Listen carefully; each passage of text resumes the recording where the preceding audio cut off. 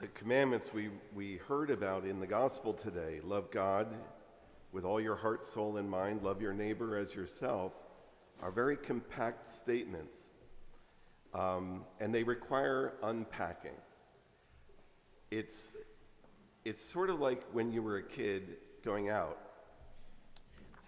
and you said, "Hey, I'm going out, see you later," and your dad said, "Be good." What does that mean? What your dad meant and what you heard were always two different things. And over time, you learn what that actually means. And so that same kernel of truth that was behind the commandments requires us to think.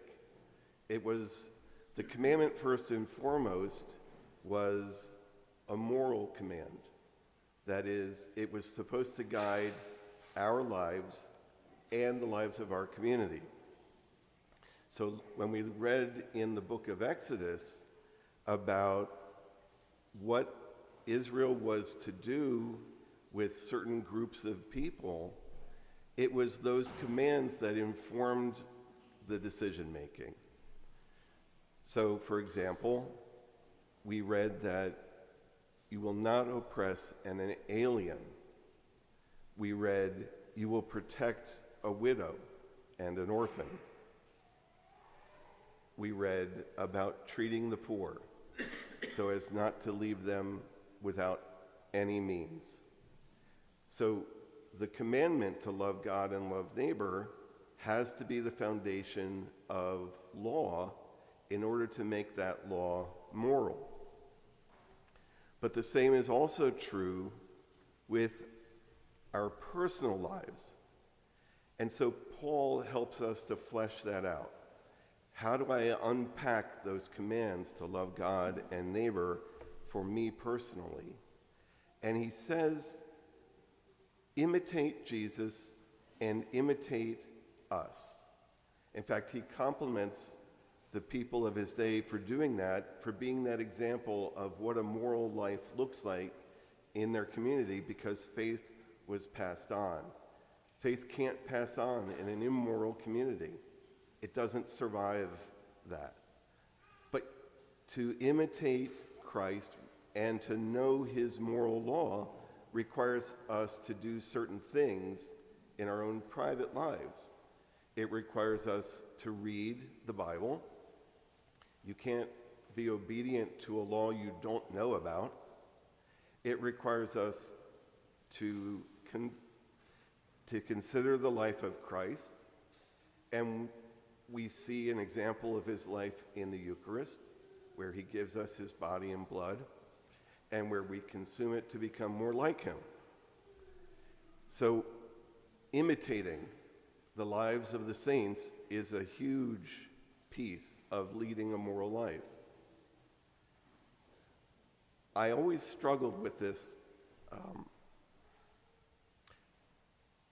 commandment, because it's not just setting a floor below which you can't go, like a law.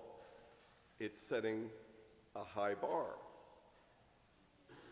And one of the things that the church teaches us is that you don't want to take that high bar of behavior that we're called to live and make it too extreme so that you can't live up to it. So in the Old Testament, I learned this recently. There's a book of Tobit, and in the book there's a moment when Tobit believes he is going to die, and so he calls his son in to have a heart-to-heart with him. In that conversation, he's trying to pass on to his son how to live a moral life. So he begins by telling him the first commandment of living a moral life in this family is be kind to your mother. But then he goes and begins to talk about how you practice in your life. So he says, give alms from your possessions. Do not turn your face away from the poor, so that God's face will not be turned away from you. Give in proportion to what you own. If you have great wealth, give alms out of your abundance. If you have but little, do not be afraid to give alms even of that little. Show kindness and respect to your extended family. Do not withhold wages from those who have worked for you. Do to no one what you yourself hate.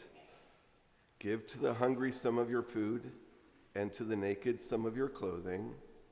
Seek counsel from every wise person, and do not think lightly of any useful advice. And finally, at all times, bless the Lord. Now, that's a lot for a kid to learn from his dad when his dad thinks he's going to die. But to make sure that he was getting his son's attention, he goes, after he made sure his son understood, he goes, now let me tell you where I buried the treasure. So that's what we're going to do. We're going to practice. Practice helps you to unpack it and to apply it in your own personal life.